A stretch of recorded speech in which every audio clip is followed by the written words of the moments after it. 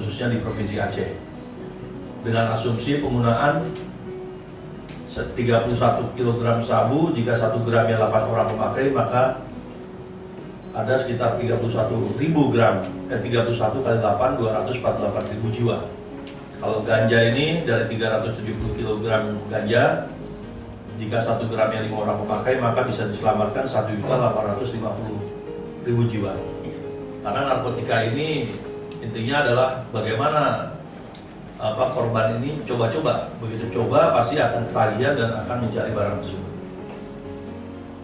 Perlu kita jelaskan juga pada tahun 2024, periode Januari sampai dengan Mei, Polda Aceh beserta Polresta Jajaran, jadi bukan hanya operasi di Direktorat Narkoba Polda Aceh, tetapi juga seluruh jajaran telah berhasil menangani 566 kasus penyalahgunaan dan peredaran gelap narkotika, dan berhasil diamankan 771 orang tersangka.